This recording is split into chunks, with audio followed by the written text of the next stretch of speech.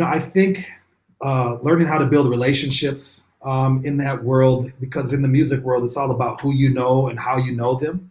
So I think learning how to build relationships was a really key aspect to that. And I think hustling, promoting, having to promote your album, having to promote your show, having to promote your single, having to get the word out there and trying to get attention.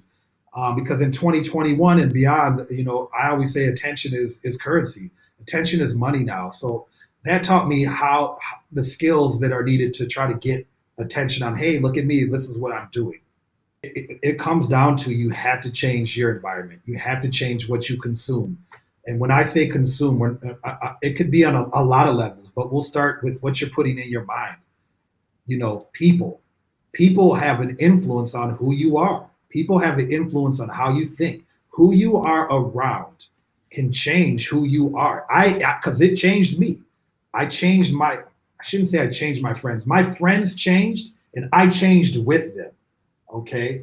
And then I got to a point where I'm like, in my late 30s, and I'm like, I have to change because I can't keep doing what these guys are doing.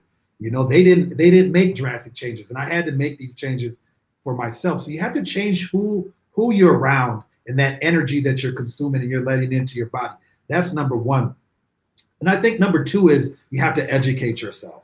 You have to expand your world, okay? Because what happens when you're in the hood, you know what I'm saying? You only think about those four corners, those four walls, those four blocks that you're living on. You don't know that there's a whole nother world out there. And the way that you can find other worlds is through reading, through maybe even social media, man. Like when I was like financially corrupt, meaning that I was broke. I was making good money, making at least a middle class wage here in the US, and I had no money in my savings. And one thing I realized is that on my Instagram, I was following athletes, I was following celebrities, I was following people that were, just kind of hip hop, rap stars, whatever.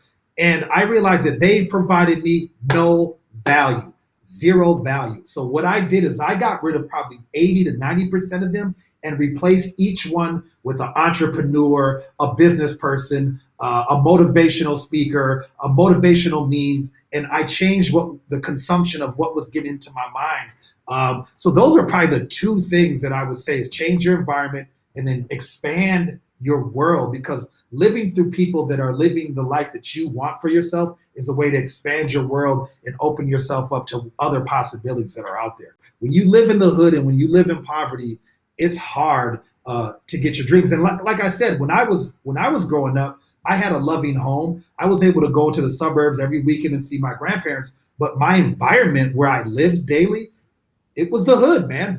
My mom lived in the hood for half of my young childhood, from when I was like 4 to like 9, 4 to 10. So 6 years of my early development, we were in the hood, and I didn't see anything else outside of that, except when I went to the suburbs. That was like an escape. We went back to the hood after Sunday dinner, we were back in it, My past life had both a negative and positive effect on my children and me as a father. And I'm going to tell you how. I was very tough on my kids. And I realized that I was tough on my kids because I was deathly afraid. I was insecure of them becoming who I became. Okay? I was so afraid and ashamed of who I became that I was harder on them because I didn't want them to become like me. And in some respects, that backfired because I kept them out of dangerous situations and, bad situations. They're really good kids now, but it also there was probably times where I could have been more compassionate, more understanding. And I was just a hard ass, I was just tough on them instead. And so also through that time of my life, through most of my 20s and 30s, I'm drinking still a lot.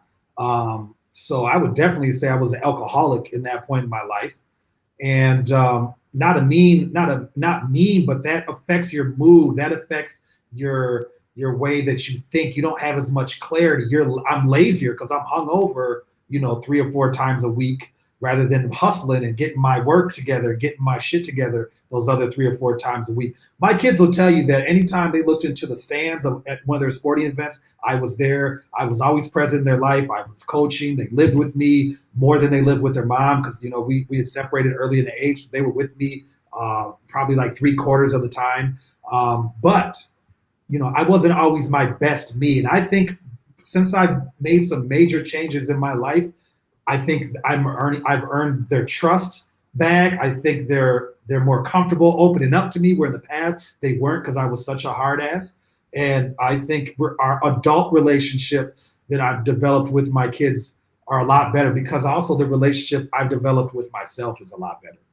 I think that we as the people need to take more responsibility for who we are, what we consume. Again, like I had made that example, we just kind of lay back with our mouths open and just let them feed us all kinds of bullshit, and we just consume, and nobody ever questions anything. Nobody ever questions themselves. Nobody ever says, what do I need to do to change my life? Like when the elections were going on here in the US with Trump and Biden, I was posting a lot of content about, here, I'll give you an example. Under Obama for 8 years, my life wasn't that good. I was drinking, I was partying, I was broke.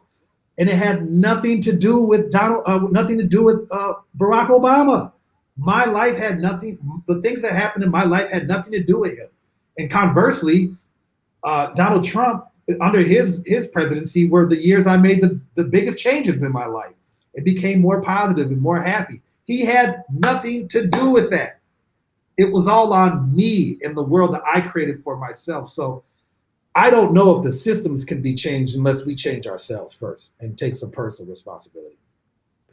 What we have to do in those situations is we have to garner self-awareness. We really, really, really, really have to take a look at yourself and say, why am I doing the things that I'm doing? Why am I attracted to people that are negative, right? Why am I attracted to these kind of lifestyles that might revolve around drugs and alcohol and just kind of being partying, going out? Why am I who I am? And once you address the why, you can kind of reverse engineer to see how you got to that point. Because once you reverse engineer it, then you know how you can get out of it, So I think that the main thing to change in your life is self-awareness. And then once you find that self-awareness, I think it's consumption, right? I think it's what you consume. What are you watching on TV? What are you watching on your phone? Who are the people that you're around? What are you reading or what are you not reading, right? What kind of music are you listening to? Something that was huge for me was I'm a music lover. I worked in the music business, so I love music, but I had to quit.